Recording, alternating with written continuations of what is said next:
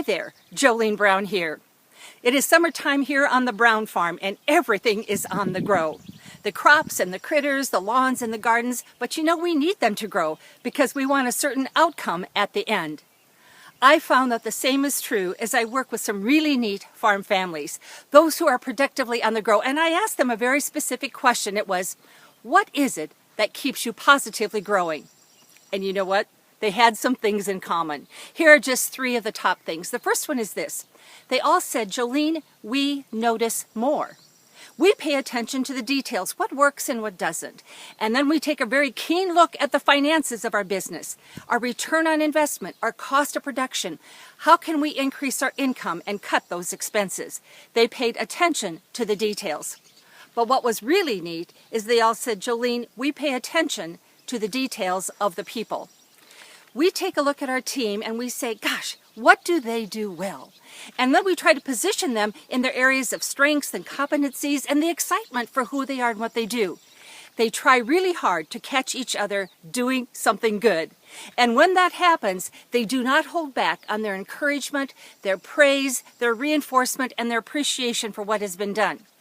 They also are very specific in that feedback because they notice more. The second thing they had in common is that they said we give more than we have to. You know, when you and I go to a restaurant or we're served by someone who exceeds our expectations, we often leave a tip. So I began to wonder, how do these farm families tip their family members? And I discovered it's not with money. It is through their behaviors. One of the most important questions they asked is this: how can I help you do your job better? And then they listened and they implemented those changes. They also tried to catch each other at a real positive time and surprise them. So for example, I loved it when a young uncle said to me, I called my sister-in-law and I asked if I could take my young niece and my young nephew along to town for me because I'm going after parts. Hey, I think that would be fun. And she said, I want to come too. And all of them went together. Wouldn't it be neat if we could all join in our journey of agriculture? I also have a neighbor who is a landlord, and he's on the first name basis of the people at the local Dairy Queen about 25 minutes away, because he walks out with boxes of dilly bars. And then he goes down those country roads. He's always looking for those who rent his land, especially in the heat of the day when they're making that hay, and he delivers them not just a treat, he delivers them a thank you for who they are and what they do. Isn't it neat when we do more than what is expected? Because I know we get more in return. Which brings me to the last thing I can share that they all had in common, and that is they said we deliver in our ability to add value. In other words, they're looking for what can they do better or differently because they've taught me school is never out for the people of agriculture.